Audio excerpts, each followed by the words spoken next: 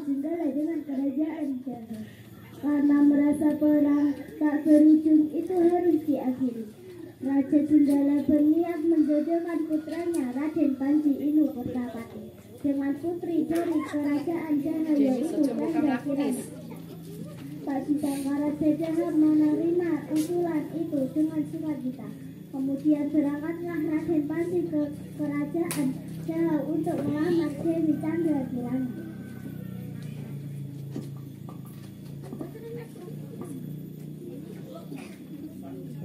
Selamat datang di istana kami, Raden. Perkenalkan, ini putri sulung Candra Kirana dan di sebelahnya adiknya yaitu Delban. Dua putri bertindak semuanya cantik dan jujur. Akan tetapi saya harus yang nomor satu. Nah, saya bukan bermain aku Raden bermain Candra.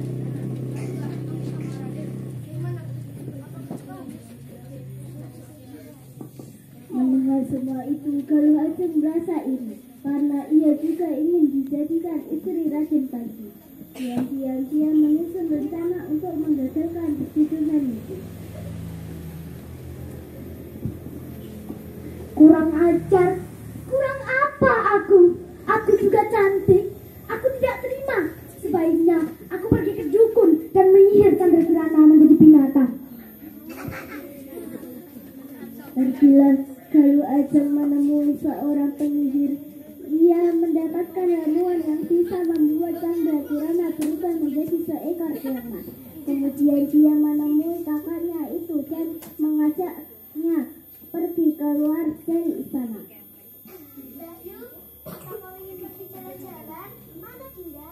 Bagaimana jika kita pergi ke pasar malam?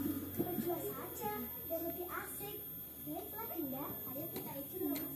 Tidak perlu, aku sudah izin. Dan kata Romo boleh. Tanpa rasa curiga jelas, Candra Kirana mengikuti adiknya. Bahkan saat diajak melewati jalan pintas yang tak bisa mereka lewati. Kamu kemana Bayu? Ini bukan jalan menuju pasar malam. Ini jalan pintas, sudah aku saja. Ini jalan menuju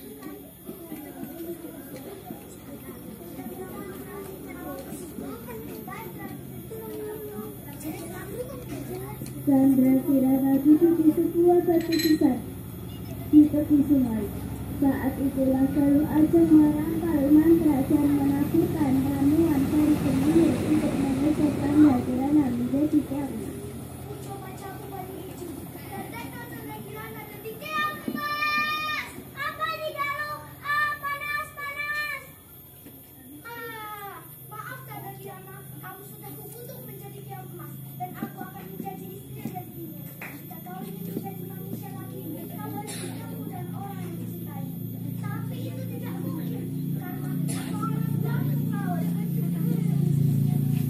Candra Kirana berubah menjadi seekor keong emas. Kemudian Galuh Ajeng melemparkannya ke tengah sungai dan hanya terbawa arus ke laut.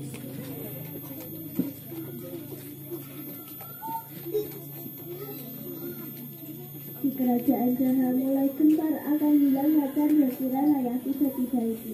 Dan sampailah berita itu kepada Raden Inu hingga ia pergi ke Jawa untuk memastikan kabar tersebut.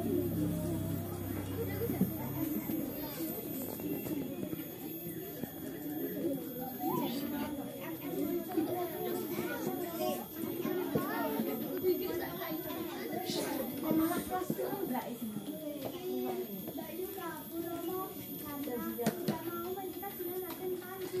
Aku pernah mendengarnya bahwa dia punya kekasih lain di luar sana. Kau jangan mengarang cerita Galuh Ajeng. Aku tahu bahwa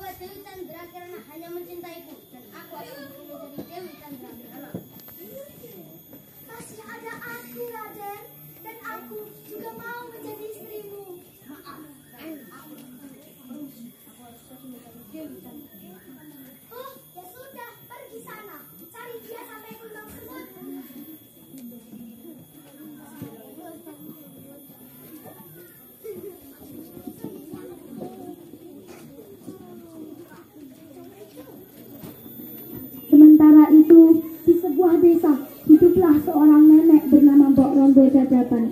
Dia sehari-hari mencari rezeki dengan menangkap ikan. Hari ini dia sudah menebar jala sedari pagi. Tapi sampai menjelang petang tak satu pun ekor ikan didapat.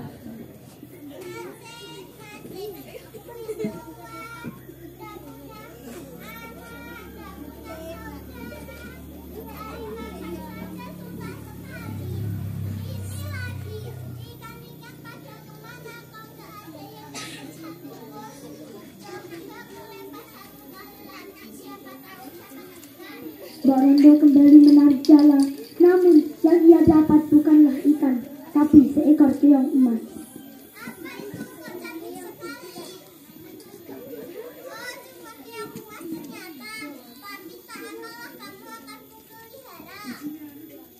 Sesampainya di rumah, Mbak Rondo meletakkan keong emas dalam sebuah wadah.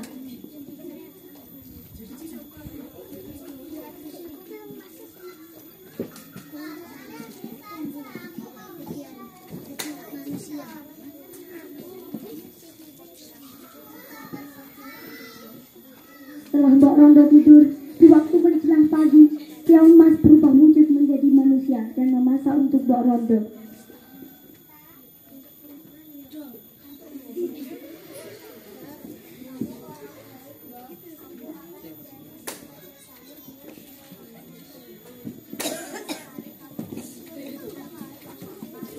Setelah selesai memasak, Chandra Kirana berubah lagi menjadi keong emas.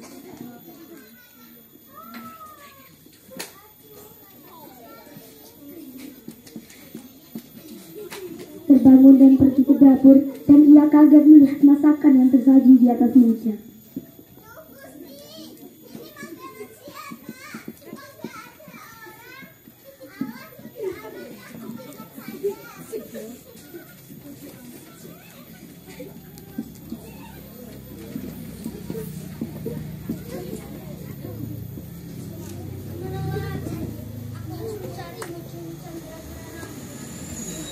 Raden Panji yang sedang kebingungan tak sengaja bertemu dengan Mbak Rondo yang baru saja pulang mencari ikan.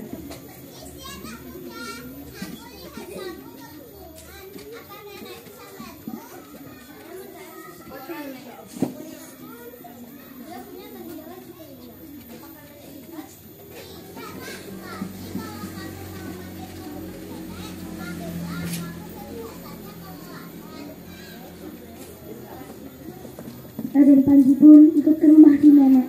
Saat dia sedang duduk, ia melihat sebuah wadah yang unik dan penasaran ingin melihat isinya.